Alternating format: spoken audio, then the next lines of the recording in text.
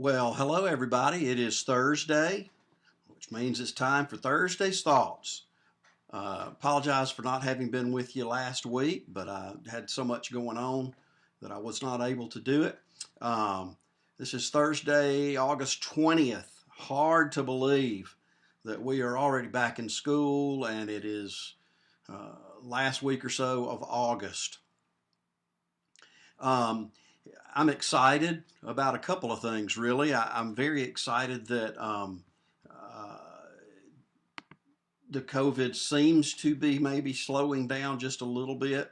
Um, I know the schools are having to deal with it and try to figure everything out, but we'll get through that as well. But I'm also excited that around here in Elba and Alabama, high school football starts tomorrow night. Now, some of the high school football teams have had to postpone a few games due to the COVID, but Elba at this point is on go for their first game tomorrow night at home, and I do the public address for the Elba Tigers, and so I'm excited about that. I always enjoy doing that.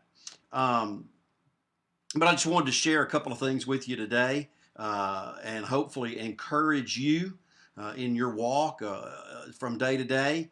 A lot is going on and there are a lot of challenges. It's an election year. And so there's a lot of stuff going on. And we're going to not really see an end to it, at least until November.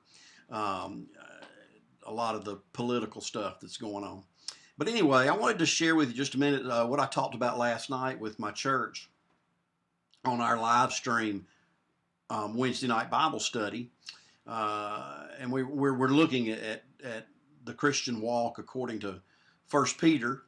And Peter is encouraging us to be thankful for what God has done for us, is what Peter is telling folks who are undergoing persecution when he tells them we have an inheritance that can't perish, it can't spoil, and it's going to be kept for us in eternity by the Lord. And that's something that we can be thankful for in whatever circumstance that we are in. And we talked about that a little bit last night. And as I was thinking about the things that are going on and football starting, I was thinking about, the fact that a lot of times when we get to a ball game, we get more vocal than we usually are at some things, and occasionally we might lose our temper or say things maybe that we shouldn't have said or whatever. And so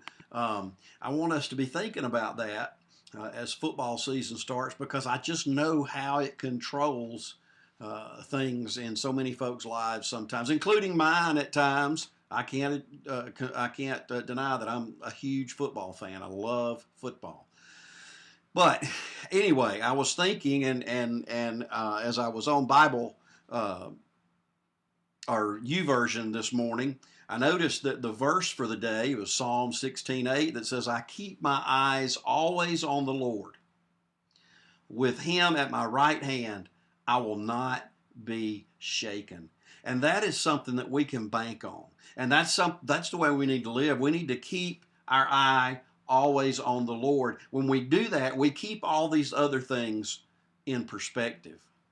Because, our Christian walk is a process of growing, and the devil likes to distract us and lure us away from growing in the Lord with all of the worries and issues of the world. He will lure us away, cause us not to be as committed and thankful to the Lord as we should be. So if we can always keep our eyes on the Lord and have him at our right hand, we won't be shaken.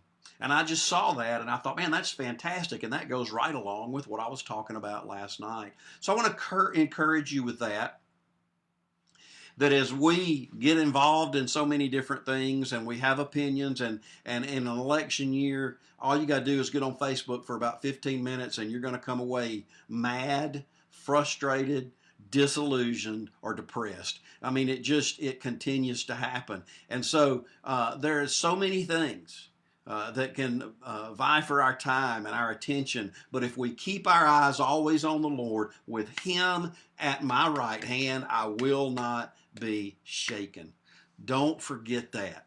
As things are ramping up as far as school and folks trying to get back in the swing of things and deal with the coronavirus. But keep your eyes always on the Lord and keep Him at your right hand. And then nothing's going to shake you. You don't have to worry about anything. You can leave it in His hands and know that He knows what's best and still live in peace.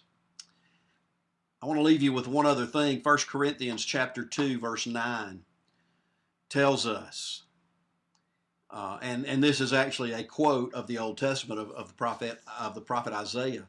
But it says, however, as it is written, what no eye has seen, what no ear has heard, and what no human mind has conceived, the things God has prepared for those who love Him. What he's saying is there, we can't even fathom what heaven's going to be like. The things that God has prepared for those who love Him, those who are His children. And when we keep that perspective in our lives, when we keep the perspective about what He did for us on the cross and by walking out of that empty tomb and providing us with the hope of a treasure in heaven, an inheritance that is being stored up for us, that we've never seen anything like it. We've never heard anything like it. And our mind can't even wrap around. It says it can't conceive it, anything like what heaven is going to be. Those things that He's prepared for us. When we think about it like that, we can face anything this world has, because this is all temporary anyway. Think about the best day you've ever had when you thought, man, this is the ultimate. This is the best day I've ever had. It can't get much better than this. And then think that pales in comparison to the things God has prepared for those who love Him. Don't ever forget that. So as we go through this time of COVID-19 and whatever else 2020 is going to throw at us, earthquakes and tropical storms right now and hurricanes and murder hornets or whatever they're called, and whatever the next thing that happens in 2020, remember that no eye has seen and no ear has heard and no mind can conceive the things that God has prepared for those who love Him. Are there going to be tough times? Yeah, we're promised that in the last days it gets worse. But our hope is that if we keep the Lord with us, our eyes always on Him, keep Him at our right hand, nothing on this earth can shake us, because we know that the promise that we have waiting for us in heaven is unimaginable, unfathomable. So awesome we can't imagine it.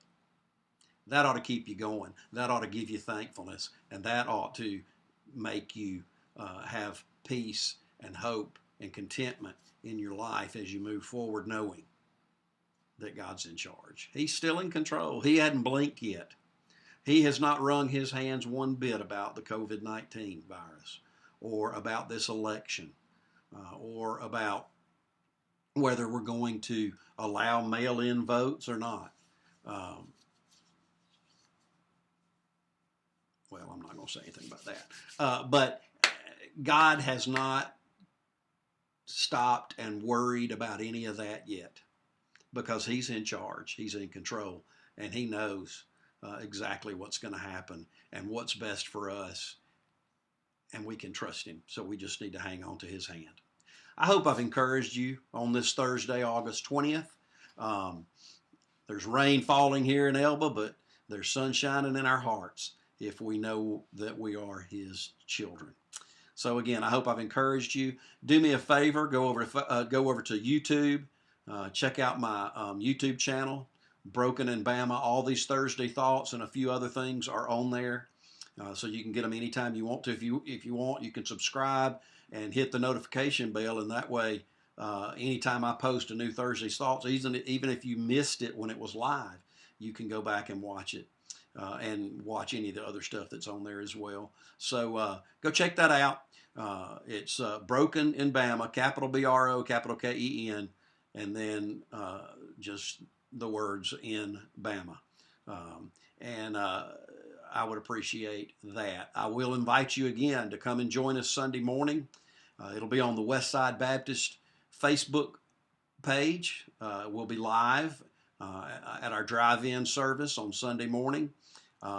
We also have that drive-in service that you can come to. You can drive in our yard, our back lot, and we have a platform set up there, and you'll receive instructions on tuning your radio to a certain frequency to be able to hear the service, and that way you can leave the windows up and have the air conditioner running in your car, and it really doesn't use that much gas for the time that we're together, and be a part of that service.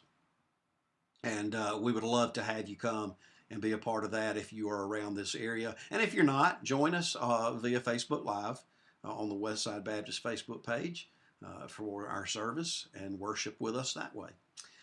Either way, hope to see you on Sunday. Hope you have a great weekend. If you do get a chance to go to a high school football game tomorrow night, do the smart thing. Whether you like it or not, do the smart thing and wear a mask and distance yourself. I have to remember that I don't just think about myself, but I think about everybody else around me and how they feel about things. And so let's just be smart and do the right thing so that this thing will eventually level out and be fine. And it has gotten better. And really, when you look at the actual numbers, we're going to make it through this. It's not the end of the world, and we'll continue to go, and we'll be able to move forward. And but I hope we're different because of this. I hope that it's opened some doors for things like this for people to minister in new ways. I hope that you can do that and be changed through all this, and hopefully God has grown you during this time to trust Him. Well, I'm rambling now, so I'm going to quit. I'm glad that you joined me today for Thursday's Thoughts, and I look forward again to seeing you next week when once again we gather for Thursday's Thoughts. Thanks again. Have a great day.